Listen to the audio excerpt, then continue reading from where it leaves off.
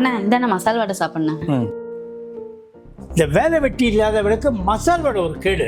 தண்டசோறு. அப்பா சாப்பிட்ற டைம்ல நிம்மதியா சாப்பிட விடுங்கப்பா. என்னப்பா திட்டிட்டே இருக்கீங்க? நீ சுமாருமா. இந்த வேலை வெட்டி இல்லாதவனை பெற்றதுக்கு நான் ரொம்ப வருத்தப்படுறேன். படிச்சு முடிச்சு 2 வருஷம் ஆகுது, ஒரு வேலைக்கு போல. எத்தனை நாளைக்கு தானே என் சம்பாதியத்துலையும் உன் தங்கச்சி சம்பாதியத்துலையும் நீ சாப்பிடுவேன்? அப்பா நானும் வேலைக்கு போக மாட்டேன்னு சொல்கிறேன். எனக்கு வேலை கிடைக்கல.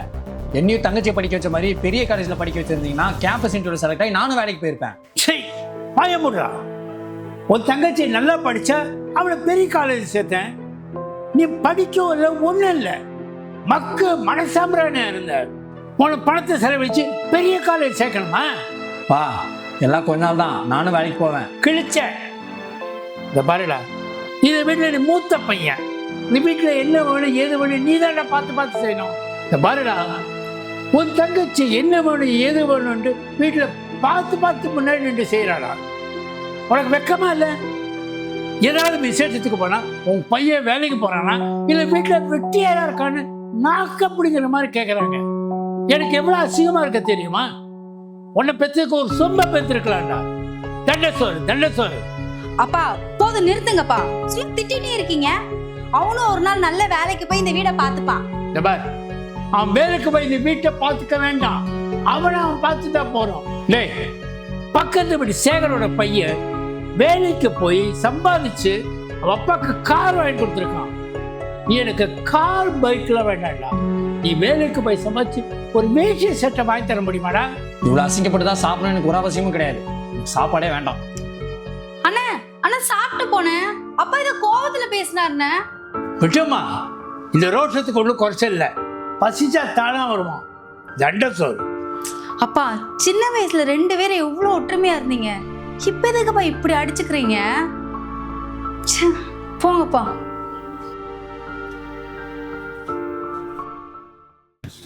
என்ன சுடிதார் நல்லா இருக்கா? நல்லா இருக்குண்ணே. இந்தா என் மாசம் சம்பளம் 30,000 ரூபாய். இதுல வேட்டி சட்டை இருக்கு, போய் அப்பாட்ட கொடுத்துரு. அண்ணா இதெல்லாம் போய் நீயே அப்பாட்ட கொடுத்தா ரொம்ப சந்தோஷப்படுவார்லண்ணே. கிழிச்சாரு, எனக்கு வேலை கிடைச்சிருச்சு அப்படின்னு சொல்லி வைத்தறிச்சல் தான் படுவாரு. அப்புறம் என்கிட்ட வேலை இல்லாத போய் எவ்வளவு அசிங்கமா பேசினாரு. அவன் மூஞ்சிலே நல்லா முழிக்க கூடாதுன்னு இருக்கேன். என்னால அவர்கிட்ட பேச முடியாது. உனக்கு வேணா நீ போய் பேசிக்க.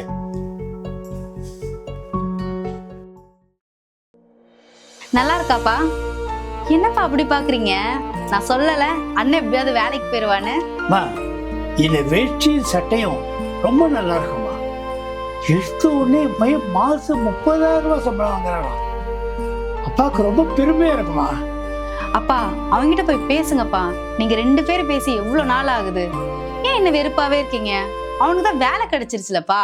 அவனுக்கு வேலை கிடைச்ச சொந்த கால் நிற்கிறது எனக்கு ரொம்ப சந்தோஷமா இருக்குமா.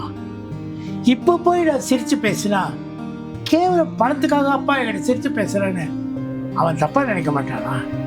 இவ்வளவு நாள் நான் அவனை திட்டினது வெறுப்புல இல்லைம்மா, கடைசி வரைக்கும் நம்மளை நம்பி இருக்கக்கூடாதுங்கிறதுக்காக.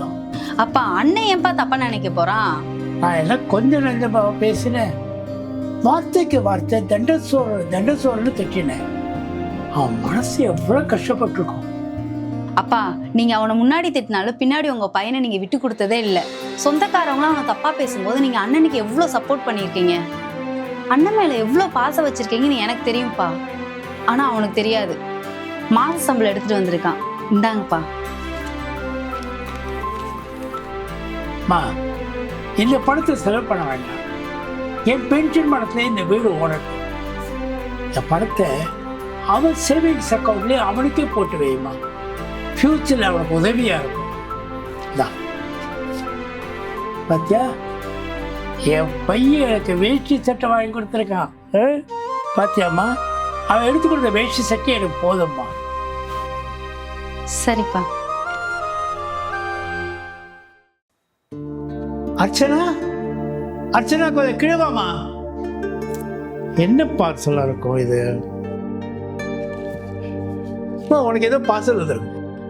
ஆமாப்பா, எனக்கு இன்ஸ்டாகிராம்ல 2 லட்சம் ஃபாலோவர்ஸ் இருக்குல்ல, அதனால ஒரு பிராண்ட்ல இருந்து ப்ரொமோஷன் பண்ணணும்னு ஹேர் சீரம் அனுப்புனாங்கப்பா.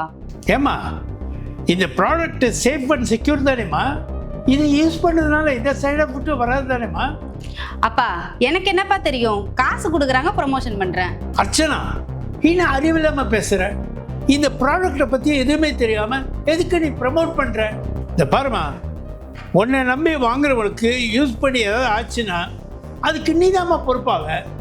தயவு செஞ்சு இந்த மாதிரி நம்பிக்கை இல்லாத பொருளுக்கெல்லாம் காசு தராங்கன்னு ப்ரமோட் பண்ணாத. அப்பா லூஸ் மாதிரி பேசாதீங்கப்பா. எனக்கு ஒரு ப்ரொமோஷனுக்கு 30K கொடுக்குறாங்கப்பா. கொடுத்ததா வாங்கிட்டு சொல்றதா சொல்லிட்டு போயிட்டே இருக்கணும்ப்பா. எனக்கு மாசத்துல 20 ப்ராடக்ட் வருது. அது எல்லாத்தையும் யூஸ் பண்ணிட்டா சொல்ல முடியும்? போன வாரம் கூட ஒரு ஹோட்டல் போனேன். அந்த ஹோட்டல்ல சாப்பாடு சுத்தமா வாயிலேயே வைக்க முடியல. இருந்தாலும் அவங்க கொடுக்குற காசை வாங்கிட்டு சாப்பாடு சூப்பர்னு சொல்லிட்டு வந்தேன். அதுக்கு முன்னாடி துணி கடைக்கு போனேன். அங்க சுத்தமா துணியோட குவாலிட்டி நல்லாவே இல்லை. அங்க இருக்கிற துணி ஃபர்ஸ்ட் கிளாஸ்ல இருக்குன்னு போய் சொன்னேன். இப்படியெல்லாம் போய் சொல்லி தான்ப்பா ப்ரொமோஷன் பண்றேன். அதுக்கு என்ன பண்ண முடியும்? நம்ம வாடுறது காசு பண்ண தேவையில்லையா? சும்மா போய் வேலையை பாருங்கப்பா.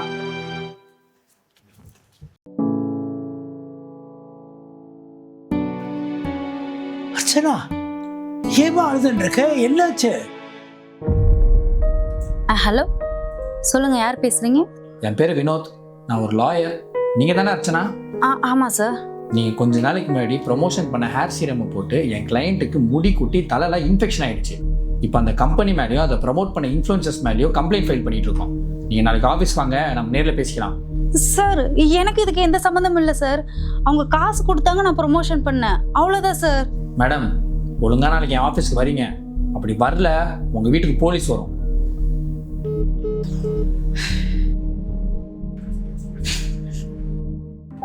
எவ்வளவு கவலைப்படாமா, நம்ம நாளைக்கு அவர் ஆஃபீஸில் போய் பார்ப்போம். சார், உங்க பொண்ணு ஒரு கம்பெனியோட ப்ராடக்ட்டை ப்ரமோட் பண்ணியிருக்காங்க. அதை நம்பி வாங்கின என் கிளையண்ட்டுக்கு அதை யூஸ் பண்ணி முடி குட்டி தலையில இன்ஃபெக்ஷன் ஆயிடுச்சு. இப்போ இவங்க மேலே கேஸ் போட சொல்லியிருக்காங்க. சார் சார் சார், அப்படிலாம் பண்ணிடுறாங்க சார். என் பொண்ணு தெரியாமல் பண்ணிட்டாங்க சார். தெரியாமவா? ஏமா, காசு கொடுத்தானா என்ன ப்ரமோஷன் பண்ணுவீங்களா? ஒரு தடவைக்கு 10 தடவை நீங்கள் ப்ரொமோஷன் பண்ணுற ப்ராடக்ட் வந்து சேஃபாக இருக்கான்னு பார்த்து ப்ரொமோஷன் பண்ண மாட்டீங்களா? சார், என்னை மன்னிச்சிடுங்க சார். நான் ஏதோ தெரியாமல் பண்ணிட்டேன் சார். என் மேலே கேஸ் எதுவும் போட்டுறாதீங்க சார். சார், நான் காலேஜ் படிக்கிறா சார். வாழ்க்கையே போயிடும் சார். சார், கேஸ் எல்லாம் வேண்டாம் சார். இங்கே பாருங்கள், நீங்கள் ப்ரொமோஷன் பண்ணுறதெல்லாம் நான் தப்புன்னே சொல்ல. ஆக்சுவலாக உங்களை மாதிரி இன்ஃப்ளூயன்சர்ஸ்லாம் ப்ரொமோஷன் பண்ணுறதுனால தான் சின்ன சின்ன நல்ல பிஸ்னஸ்லாம் நல்லபடியாக ஓடுது.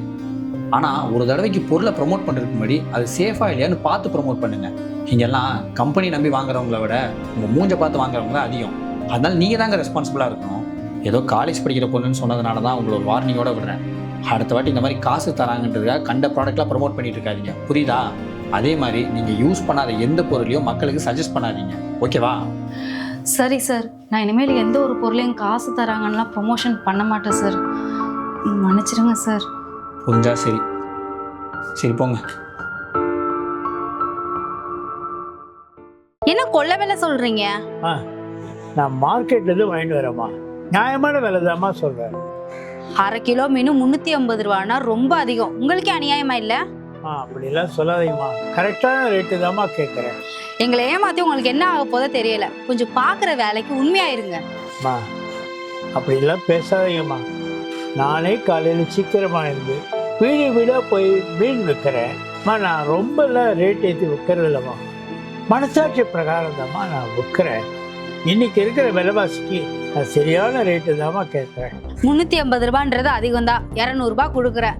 மீனை கொடுக்கணும்னா கொடு, இல்லைன்னா உன் மீனை நீயே வச்சுக்கோ. ஏதோ ஊர் உலகத்துல ஒருத்தர் மட்டும்தான் மீன் விற்கிற மாதிரி இருக்க. என்னம்மா இப்படிலாம் பேசுறீங்க? சரிம்மா, உங்களுக்காக 200 ரூபாய்க்கு தரேம்மா.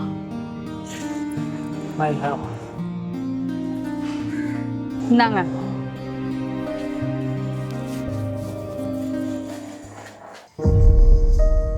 அர்ச்சனா, நீ பண்றது உனக்கு ஓவரா இல்ல? என்ன ஓவரா பண்ண? அவங்களே பாவம் வெயில மீனை வித்து கஷ்டப்பட்டுட்டு இருக்காங்க. அவங்கிட்ட போய் பேரம் பேசிட்டு இருக்க. அது கூட பரவாயில்ல, அவங்களோட வயசுல பெரியவங்க தானே, மரியாதை கொடுக்க மாட்டியா? இப்ப எதுக்கு என்கிட்ட கத்திட்டு இருக்க? நான் என்ன தப்பு பண்ணேன்? வீடு வீடா போய் மீன் விற்கிறது அது அவங்க தலையெழுத்து. அதுக்கு நான் ஒன்னும் அதிகமா காசு தர முடியாது. இதே மீன் மார்க்கெட்ல எவ்வளவு தெரியுமா? மார்க்கெட் விலை தெரிஞ்சு அங்கேயே போய் வாங்க வேண்டியதானே? அங்க இருந்து நீங்க வாங்கிட்டு வராங்கல்ல, அவங்களுக்கு லாபம் வேண்டாமா? இப்ப எதுக்கு அவங்களுக்கு வக்காலத்து வாங்கிட்டு வந்துட்டு இருக்க? நான் அவங்களுக்கு வக்காலத்தெல்லாம் வாங்கல. அவங்க நிலைமை கொஞ்சம் புரிஞ்சுக்கொண்டு தான் சொல்றேன். நேற்று ஒரு ஹேண்ட்பேக் வாங்கினேன். அந்த ஹேண்ட்பேக்கோட விலை என்ன? 5500 ரூபாய். 5500 ரூபாய். 5500 ரூபாய்க்கு எவனாச்சும் ஹேண்ட்பேக் வாங்குவானா? அங்க போய் பேரம் பேசி கம்மி பண்ணி வாங்க வேண்டியது தானே? அது எம்ஆர்பி ரேட், அதை எப்படி பேரம் பேச முடியும்? அங்கெல்லாம் பேரம் பேச மாட்டேன். ஒரு நாள் சாப்பாட்டுக்கு இவங்க வந்து மீன் விற்பாங்க, அவங்ககிட்ட பேரம் பேசுவேன், அப்படிதானே? நான் முன்னாடியே சொன்ன மாதிரி அவங்கள பார்த்து பரிதாபப்படுன்னு சொல்ல, அவங்க நிலைமையை புரிஞ்சுக்கொண்டு தான் சொல்கிறேன். நீ 200 ரூபாய்க்கு அந்த மீனை வாங்கும்போது அவங்க மனசு எவ்வளோ கஷ்டப்பட்டுருக்கும். இதை பற்றி கொஞ்சமாவது யோசிச்சு பார்த்தியா? நாளைக்கு அவர் வருவார், அவர்கிட்ட மன்னிப்பு கேட்டு அவருக்கு நியாயமாக கொடுக்க வேண்டிய காசை கொடு, புரியுதா? என்னால முடியாது, உனக்கு எதுவுமே புரியாது. நான் உங்களுக்கு காசும் கொடுக்க முடியாது, உங்கள்கிட்ட நான் மன்னிப்பும் கேட்க முடியாது. உன்னால முடிஞ்சதை பார்த்துக்கோ.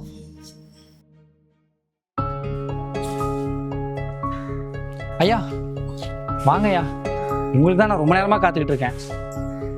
இல்லை தம்பி. ஒன்றும் இல்லையா, நேற்று இந்த வீட்டு முன்னாடி ஒரு பொண்ணு மீன் வாங்கினாங்களே, ஞாபகம் இருக்குங்களா? ஆமாம் தம்பி. இல்லையா, அவங்க என் ஒய்ஃப் தான். நேற்று உங்களை புரிஞ்சுக்காமல் பேசிட்டாங்க. அவட்ட நான் எவ்வளோ புரிய வைக்க ட்ரை பண்ணேன், ஆனால் கொஞ்சம் கூட புரிஞ்சிக்கவே இல்லை. அதான் உங்ககிட்ட மன்னிப்பு வைக்கலான்னு இங்கே நின்றுட்டு இருக்கேன். பரவாயில்ல தம்பி, என்னையும் புரிஞ்சுக்கிற மனசு இருக்குன்னு நினைக்கும் போது ரொம்ப சந்தோஷமா இருக்கு. இந்தாங்கய்யா உங்களுக்கு நியாயமாக வர வேண்டிய காசு. நன்றி தம்பி. ஐயா நன்றியெல்லாம் வேணாம், நேற்று என் ஒய்ஃபு உங்களை மரியாதையெல்லாம் பேசுனதுக்கு நான் தான் உங்ககிட்ட மன்னிப்பு கேட்கணும். பரவாயில்லப்பா, என்ன மாதிரி சின்ன வியாபாரிகள்கிட்டலாம் பேரம் பேசாமல் இருந்தாலே போதும்மா. ஒரு நாள் என் ஒய்ஃபு யார்கிட்ட பேரம் பேசணும், யார்கிட்ட பேரம் பேசக்கூடாதுன்றத கற்றுப்பாயா, மன்னிச்சிருங்க. சரி. டேய் மச்சான், நம்ம குடோனில் டேபிள் செஞ்சது போக மீதி இருக்க பொருள்லாம் சும்மா தானே கிடக்கு. அதே நம்ம காயெல்லாம் கடைக்கு போட்டு காசு வாங்கக்கூடாது? டேய் நல்ல ஐடியாடா, சும்மா வேஸ்ட்டாக தானே போகுது, அதை கடையில் கொடுத்தா காசாச்சும் கிடைக்கும். வர காசில் உனக்கு 50 எனக்கு 50, ஓகேவா? சரிடா, நான் எதுக்கும் போய் அச்சா மேம்கிட்ட ஒரு வார்த்தை கேட்டு வந்துடுறேன். டேய் அதெல்லாம் செய்யாத, மேடம் தெரியாமலே நம்ம பண்ணுவோம். ஏன்டா மேனேஜர்கிட்ட சொல்லாமல் பண்ணுற தப்புடா. அவங்க ரொம்ப நல்லவங்க, நம்ம கேட்டால் எதுவும் சொல்ல மாட்டாங்கடா. டேய் நான் சொல்கிறத மட்டும் செய், அதிகமாலாம் பேசாத. போய் கடையில் கொடுத்தா. சரிடா, நான் போய் இந்த பொருள்லாம் எடுத்து காயலாங்கடையில் போட்டு வரேன்.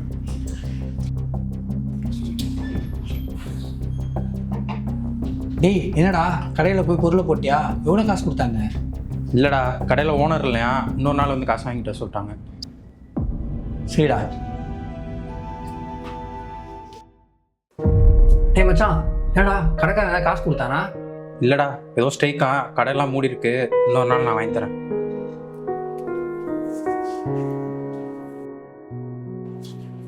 என்ன அவன் இப்போ கேட்டாலும் ஏதோ ஒரு காரணம் சொல்லிக்கிட்டே இருக்கான். ஒருவேளை மொத்த காசு இவனே அடிக்கலான்னு பார்த்துட்டானோ? இவன் பண்ணக்கூடிய ஆள் தான், பண்ணாலும் பண்ணுவான். இரு மேடம் போய் மாட்டி விடுறேன். என்ன ஷான், ஏதோ முக்கியமான விஷயம் சொல்லணும்னு சொன்னீங்க. மேடம் நம்ம அருண் இருக்கார்ல மேடம், ஆஃபீஸ்லேருந்து காசு அடிக்கிறாரு மேடம். என்ன ஷான் சொல்றீங்க?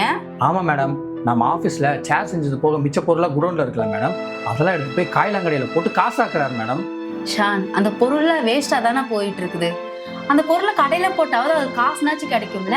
மேடம் என்ன மேடம் இப்படி பேசிட்டு இருக்கீங்க? ஆஃபீஸ் பொருளை அவர்கிட்ட போய் விற்க முடியும், அதுவும் இல்லாமல் உங்கள் பர்மிஷன்லாம் போய் விற்கிறாரு மேடம். இதெல்லாம் ரொம்ப தப்பு மேடம். அவன் மட்டும் மேடம் என்ன ஏதுன்னு கேட்டு அவனை வேலையை விட்டு தூக்குங்க மேடம். சரி நீங்க போங்க, நான் பாத்துக்கிறேன்.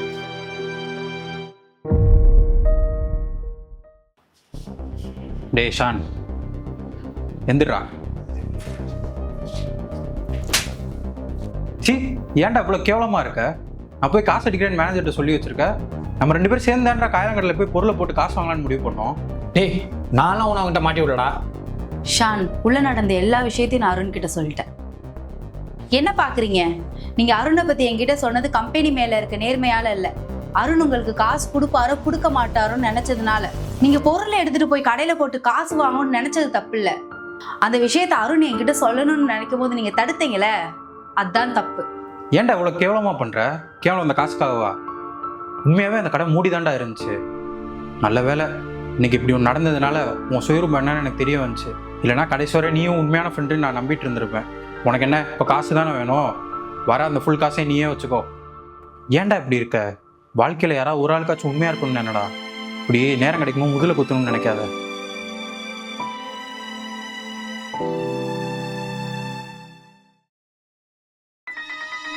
ஏய் இந்தடி, என்னடி போனை பார்த்துட்டு இருக்க?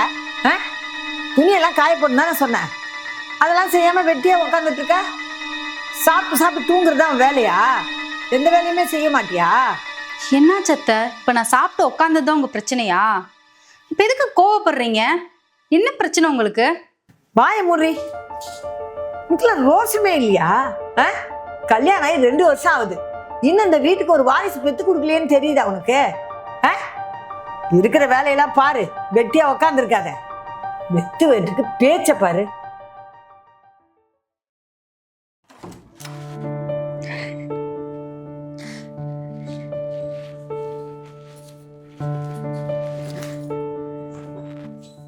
ஏன் சாரா, என்னாச்சு? ஏன் அழுகுற? அம்மா ஏதாச்சும் சொன்னாங்களா? இன்னைக்கு காலையில என்ன நடந்துச்சுன்னு தெரியுமா உங்களுக்கு? இதுக்கெல்லாம் ரோஷமே இல்லையா? கல்யாணம் ஆகி 2 வருஷம் ஆகுது, இன்னும் இந்த வீட்டுக்கு ஒரு வாரிசு பெத்து கொடுக்கலையேன்னு தெரியுது அவனுக்கு. சரி விடு சாரா, அவங்க ஏதோ ஒன்று புரிஞ்சுக்காம அவங்க ஒரு மனநிலையில பேசுறாங்க. நானும் ஏறாத கோவில் இல்லை, நம்மளும் பார்க்காத டாக்டர் இல்லை, எத்தனை பேரை கன்சல்ட் பண்றது, ஆனா நம்மளுக்கு எதுவுமே கை கொடுக்கலங்க.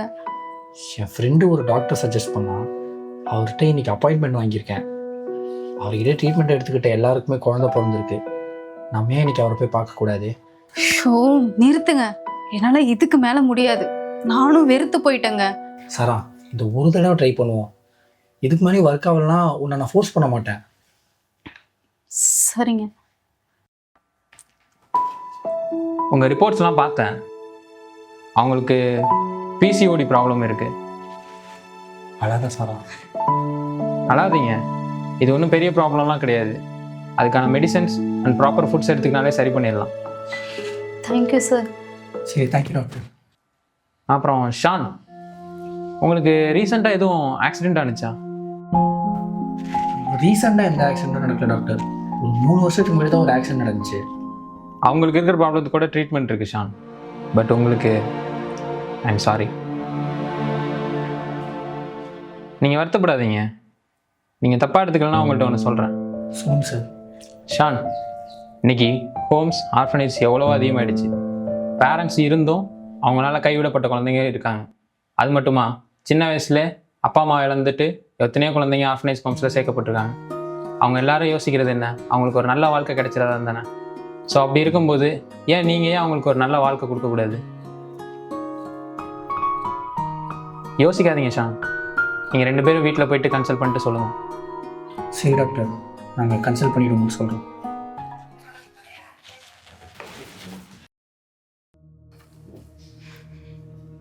சாரா, டாக்டர் சொன்னதை பற்றி நீ என்ன நினைக்கிற? சின்ன வயசுல அப்பா அம்மா இழந்துட்டு எத்தனையோ குழந்தைங்க ஆர்ஃபனேஜ் ஹோம்ஸில் சேர்க்கப்பட்டிருக்காங்க. அவங்க எல்லாரும் யோசிக்கிறது என்ன, அவங்களுக்கு ஒரு நல்ல வாழ்க்கை கிடைச்சிடாதா தானே. நீங்கள் 2 பேரும் வீட்டில் போயிட்டு கன்சல்ட் பண்ணிட்டு சொல்லுங்கள். எனக்கு என்ன சொல்றதுன்னே தெரிலங்க. இதில் என்ன சாரா இருக்கு? டாக்டரும் நல்லதுக்கு தானே சொல்கிறாரு. எனக்கு ஓகே தாங்க, ஆனா அத்தை தான் என்ன நினைப்பாங்கன்னு தெரியல. அம்மாவை நான் கன்வின்ஸ் பண்ணிக்கிறேன். ஏன், நம்ம பெற்றுக்கிட்டாதான் நம்ம பசங்களா? தத்து எடுத்தால் நம்ம பசங்க ஆக மாட்டாங்களா? சரியா சொன்னப்பா. நீங்க பேசுனதெல்லாம் நான் கேட்டுக்கிட்டு தான் இருந்தேன். சாரா, என்னை மன்னிச்சிருமா, நான் உன்னை ரொம்ப கஷ்டப்படுத்திட்டேன். இந்த உலகத்துல பிறக்கிற ஒவ்வொருத்தருக்கும் பிறக்கிறதுக்கான ஒரு காரணம் இருக்கு. கஷ்டப்படுற யாரோ ஒரு குழந்தைக்கு வாழ்க்கை கொடுக்கறதுல எனக்கு ரொம்ப சந்தோஷம். நீங்க என்ன சொல்றீங்களோ நானும் அப்படியே கேட்கிறேன். சரிம்மா.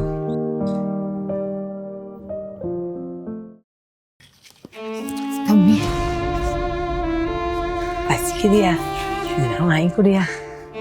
நாமா காலைல வந்து பிச்சை எடுத்துட்டு இருக்காத, என்னெல்லாம் சுத்தமா காசு இல்லை. வா, பிச்சைக்காரிலாம் இல்லப்பா, பசிக்கு எதாவது வாங்கி கொடுப்பா. தாக்க முடியல. ஒரு வாட்டி சொன்னா புரிஞ்சிக்க மாட்டியா? ஏன் காலையில வந்து டென்ஷன் ஏற்றிட்டு இருக்கேன்?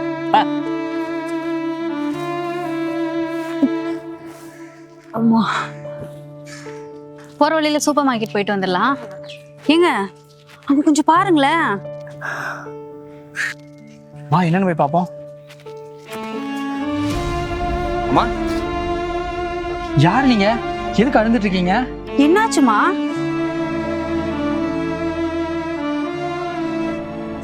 இல்லம்மா, பசி தாங்காம ஒரு தம்பி பார்த்து சாப்பிட்டதுன்னா வாங்கி கொடுன்னு சொன்னேன். தம்பி நான் பிச்சைக்காரின்னு நினைச்சு என்ன தள்ளிட்டு போயிட்டாரு. நான் பிச்சைக்காரிலாம் இல்லப்பா. பிச்சைக்காரியல்னா யார் நீங்க? நான் திண்டுக்கல்ல இருந்து வரேன். எனக்கு 2 பசங்க இருக்கிறாங்க. என் புருஷன் உயிரோட இருக்கிற வரைக்கும் சொத்துக்காக என்னை நல்லா பார்த்துக்கிட்டாங்க. இப்போ அவர் போன அப்புறம் அவங்க பேருக்கு எல்லாம் சுற்றி எழுதி வாங்கிட்டு என்னை அடிச்சு விரட்டிட்டாங்க. என்னம்மா சொல்றீங்க? நீங்க பெத்த பிள்ளைங்க உங்களை வீட்டை விட்டு அனுப்பிட்டாங்களா? அப்புறம் நீங்க எப்படிம்மா இங்க வந்தீங்க? அது ஏம்மா கேட்குறேன்? மற்ற பிள்ளைங்க அடிச்சு விரட்டிட்டாங்க. ஏதோ ஒரு பஸ் ஏறி இங்க வந்தேன். அந்த இடத்துல எனக்கு கையில சாப்பாட்டு கூட காசு இல்லை. பாக்குறவங்களெல்லாம் பார்த்து சாப்பிட ஏதாவது வாங்கி கொடுங்கன்ற அவங்க என்ன பிச்சைக்காரி பழுத்துக்காது நினைச்சு விரட்டி அடிக்கிறாங்க. அம்மா, அவன் கேட்குறேன்னு தப்பாக எடுத்துக்காதீங்க. நாங்களும் ஆசிரமத்தில் தாம்மா வளர்ந்தோம். எங்களுக்கும் அப்பா அம்மான்னு யாருமே இல்லை. நீங்கள் பேசாமல் எங்க கூட வந்துடுறீங்களா? ஆமாம்மா, நீங்க எங்க கூடயே வந்துருங்கம்மா.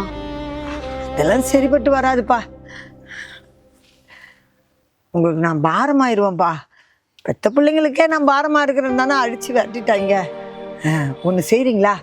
இதனா ஒரு நல்ல ஆசிரமமா பார்த்து என்னை சேர்த்துருங்க. உங்களுக்கு புண்ணியமா இருக்கும். அம்மா, உங்களுக்கு மட்டும் இந்த நிலைமை இல்லைம்மா. தமிழ்நாட்டில் சராசரியாக 1000லேருந்து 1500 வயசானவங்களை அவங்க பசங்களே வந்து ஆசிரமத்தில் சேர்த்துட்றாங்கம்மா. பெற்றவங்களோட அருமைலாம் அவங்களுக்கு சுத்தமாக புரிய மாட்டேங்குது. இதெல்லாம் எதனாலன்னு நினைக்கிறீங்க? எல்லாம் குடும்ப பிரச்சனை. வயசானதுக்கப்புறம் இவங்களை பார்த்துக்க முடியலன்றதுக்காகத்தான்.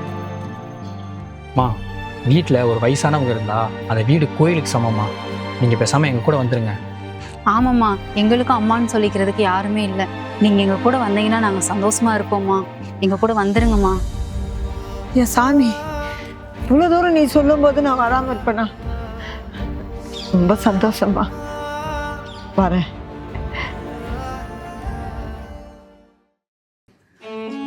என்னால முடியலைங்க. ஆட்டோ ஏதாச்சும் இருந்தா வர சொல்லுங்க. இதுக்கு மேல என்னால நடக்க முடியலைங்க. அம்மா, இந்த இடத்துல எல்லா இடத்துலையும் கேட்டுட்டேம்மா. இந்த இடத்துல எங்கேயும் ஆட்டோ கிடைக்காது. இன்னும் கொஞ்சம் தூரம் முன்னாடி போகலாம். நிச்சயமாக நமக்கு ஆட்டோ கிடைச்சிரும்.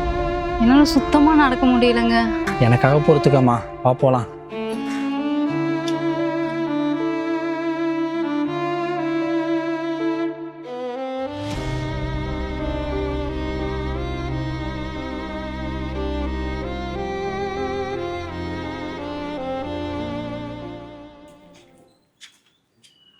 ஏ சோலை,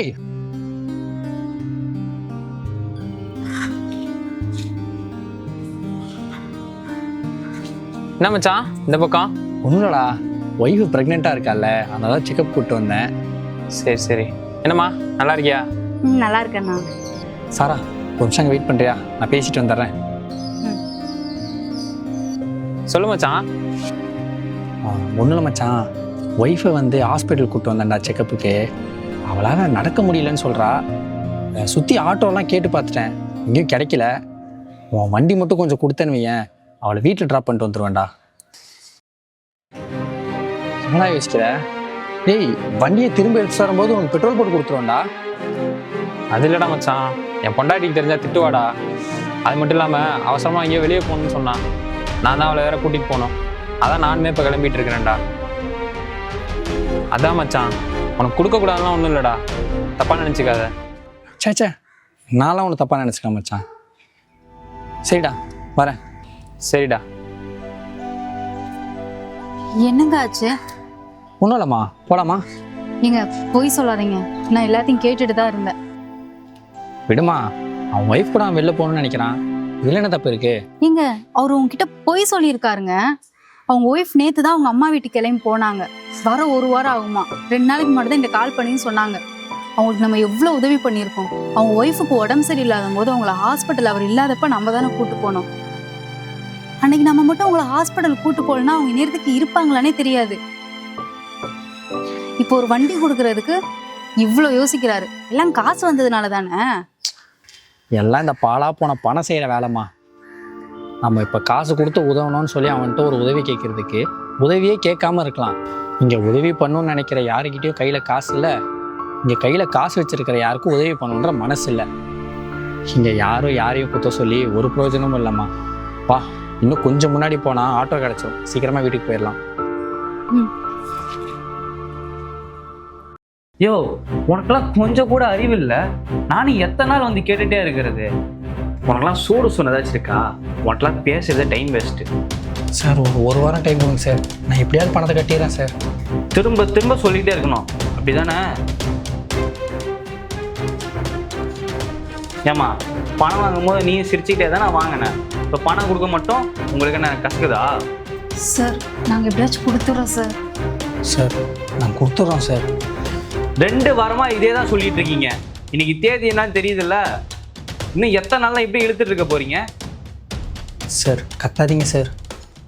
கத்தாதையா? நான் என்ன பண்ணுன்னு நீங்க ஒன்றும் சொல்ல வேணாம். ஊரை கூப்பிட்டு எல்லாத்துக்குமே அசிங்கப்படுத்திட்டா அப்பயாச்சும் கொஞ்சம் புத்தி வருதான்னு பார்ப்போம். சார் அப்படிலாம் சொல்லாதீங்க சார். 1 லட்சம் இன்னும் 3 நாள் எனக்கு வரணும், அவ்வளோதான். சார் 1 லட்ச ரூபாய் எப்படி சார் 3 நாள் ரெடி பண்ண முடியும்? அது ஒன்றும் என் பிரச்சனை இல்லை, உங்கள் பிரச்சனை. என்னமோ பண்ணுங்க, எனக்கு இன்னும் 3 நாள் பணம் வரணும்.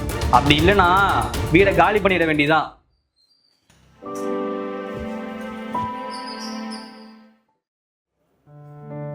எனக்கு என்ன பண்ணுறதுன்னே தெரியலடி. இவ்வளோ பெரிய கடனில் வந்து மாட்டிக்கிட்டேன். யார்கிட்ட காசு கேட்குறதுன்னு கூட தெரியல. நீங்க கவலைப்படாதீங்க, நீங்க எப்படியாச்சும் இந்த கடனை அடைச்சிடலாம். நானும் எனக்கு தெரிஞ்சவங்ககிட்ட தான் கேட்டு பார்க்குறேன். ஏதாவது பண்ணி நம்ம கொடுத்துடலாம்.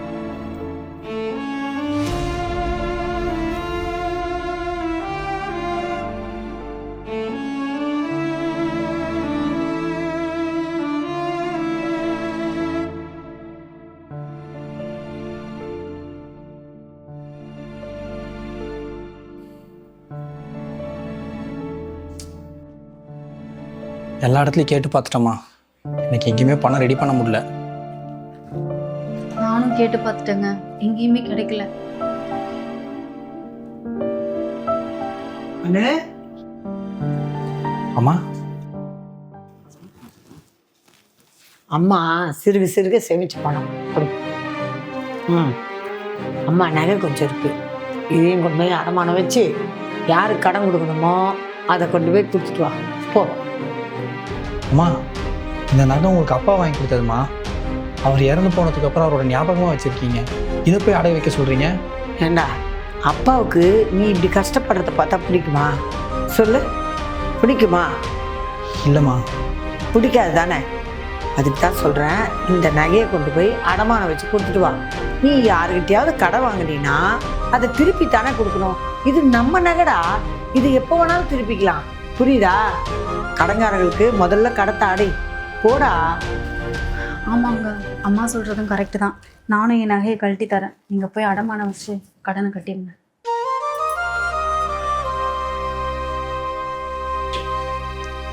உங்களை மாதிரி ஒரு அம்மாவும் ஒய்ஃபும் இல்லைன்னா அதெல்லாம் நடுத்தருக்கு தான் வந்திருப்பேன். என் ஃப்ரெண்ட்ஸு அதிக பணம் சம்பாதிக்கலான்னு எனக்கு ஆசையை காட்டி பணத்தை லோன் வாங்கி அதை ஷேர் மார்க்கெட்டில் போட்டு பயங்கரமாக நஷ்டமாயிடுச்சு. எனக்கு என்ன பண்ணுறதுன்னே தெரில. இனிமேலாவது பண விஷயத்துல கொஞ்சம் எச்சரிக்கையா இருங்க. ஃப்ரெண்ட்ஸை நம்மளாம் ஏமாந்துடாதீங்க. சரிம்மா.